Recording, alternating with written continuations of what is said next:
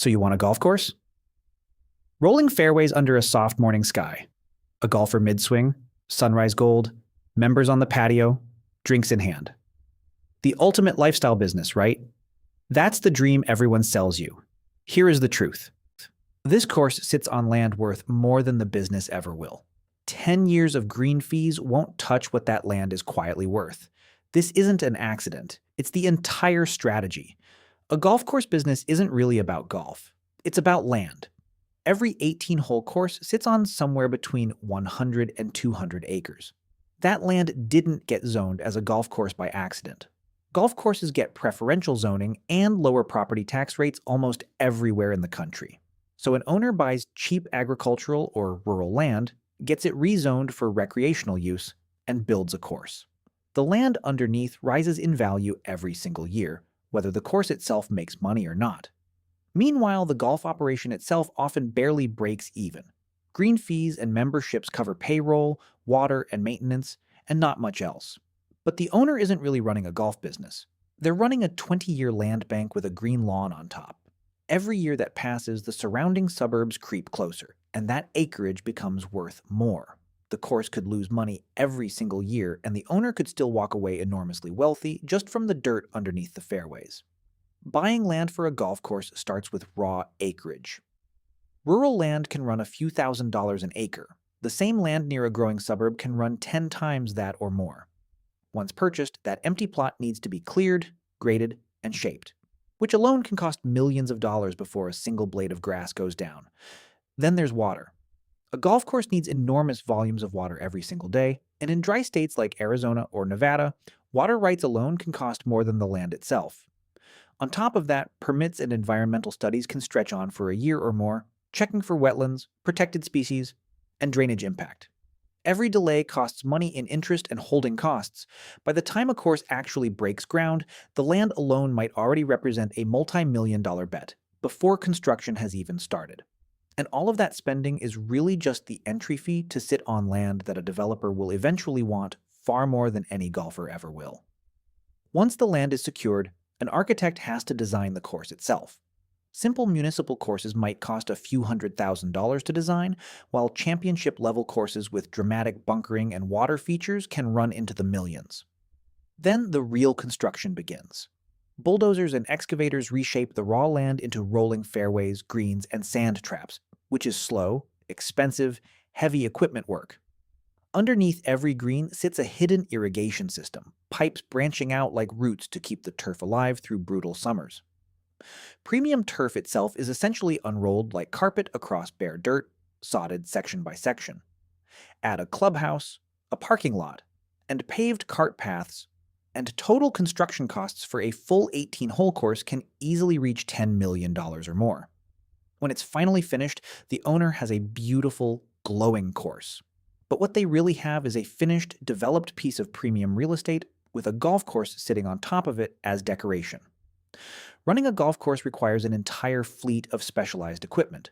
Fairway mowers alone can cost over $100,000 each, and a course needs several, along with aerators, bunker rakes, and utility vehicles. That equipment wears out fast from daily use and has to be replaced on a rolling cycle every few years. Golf carts are usually leased rather than bought outright, which adds a steady annual cost.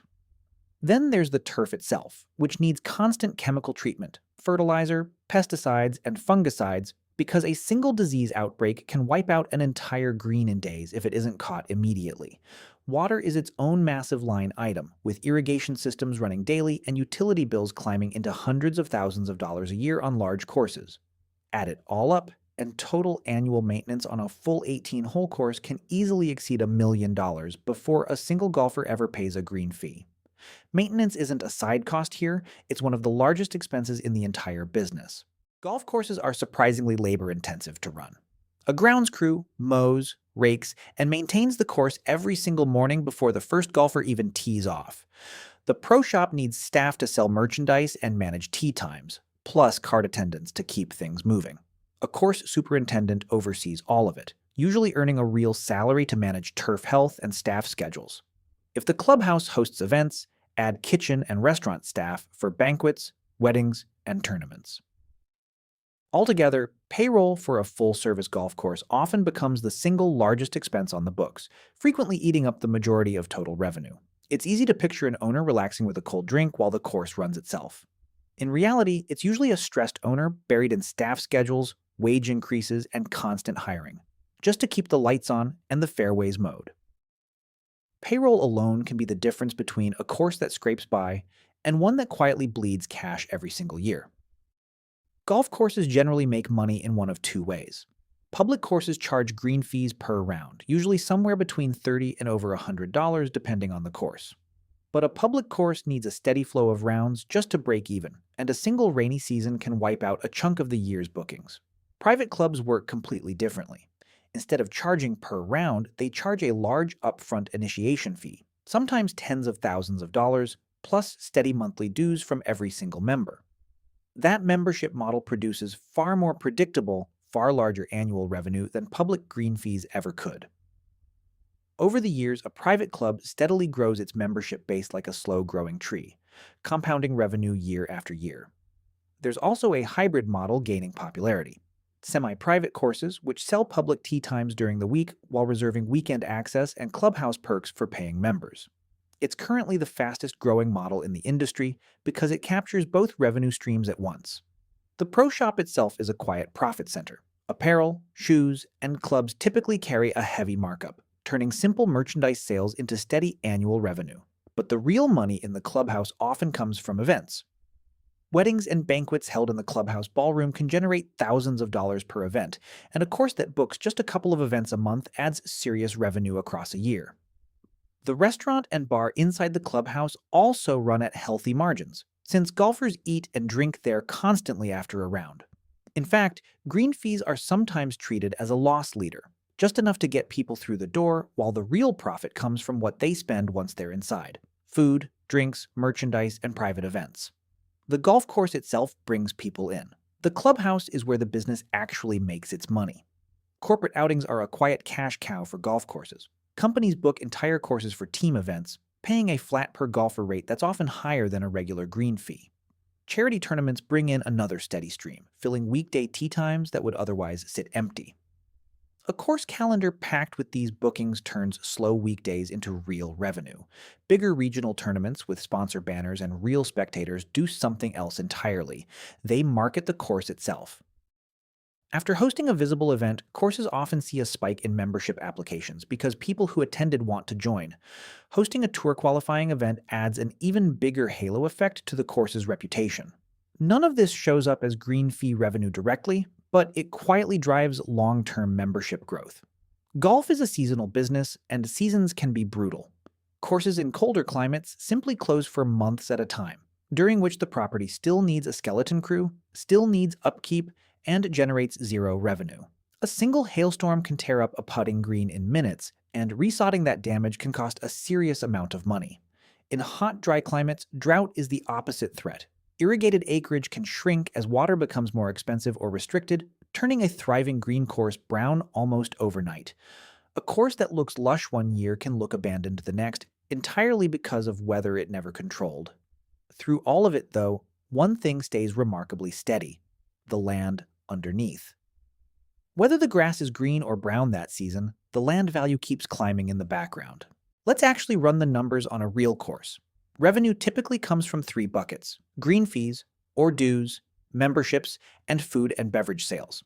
Expenses come from payroll, maintenance, utilities, and property taxes, usually in that order of size.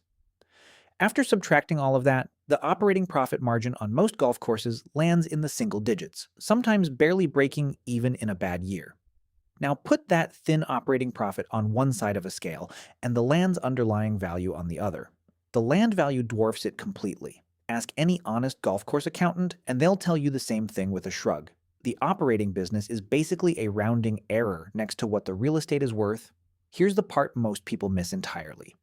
Golf courses often sit on land zoned for recreational use, which usually comes with a significantly lower property tax rate than residential or commercial zoning. But zoning can change. When a course closes or gets sold, that land frequently gets rezoned for housing development, and a golf course map slowly turns into a subdivision blueprint.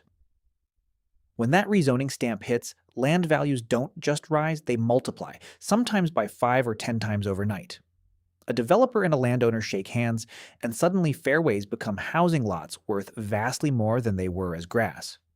Golf courses carry a surprising amount of legal exposure. Golfers get hit by stray balls, carts flip on wet slopes, and lightning strikes open fairways with almost predictable regularity. General liability insurance for a mid-sized course can run tens of thousands of dollars a year, and that's before adding coverage for the clubhouse, the kitchen, and any liquor served at the bar. Liquor liability alone becomes a serious line item once banquets and weddings enter the picture. Then there's the environmental side. Fertilizer and pesticide runoff can contaminate nearby groundwater or streams, and a single violation can trigger fines, cleanup costs, and years of regulatory scrutiny. Courses near wetlands face extra oversight, since drainage changes can affect protected habitats for miles around. Workers' compensation adds another layer, since grounds crews operate heavy machinery every single day. Add it all together, and insurance and legal risk management can quietly become one of the largest fixed costs on the entire property, right behind payroll and water.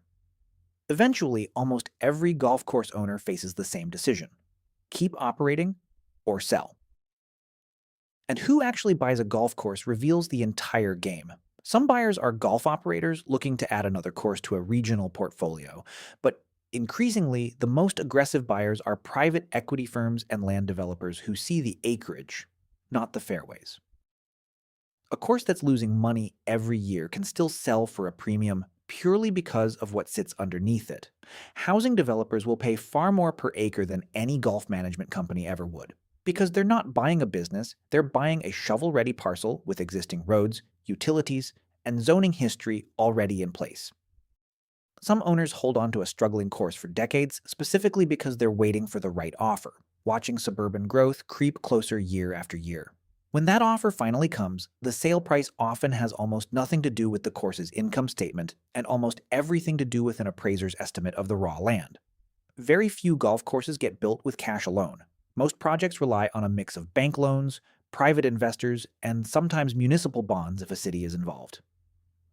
Lenders look closely at debt service coverage, meaning the course needs enough operating income just to cover loan payments, let alone generate profit for the owner. That's part of why so many courses run on thin margins.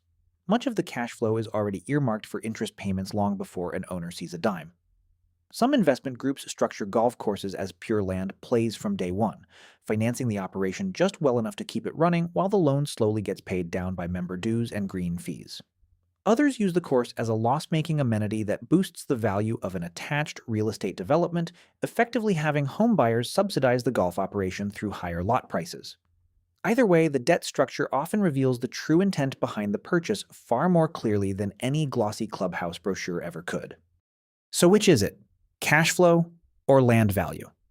If you're chasing annual cash flow, golf courses are a rough business, thin margins, brutal weather risk, heavy payroll. But if you're patient enough to hold the land for 20 years, the picture flips completely. The smart operators in this space were never really golf course owners. They were land investors who happened to keep the grass mowed while they waited.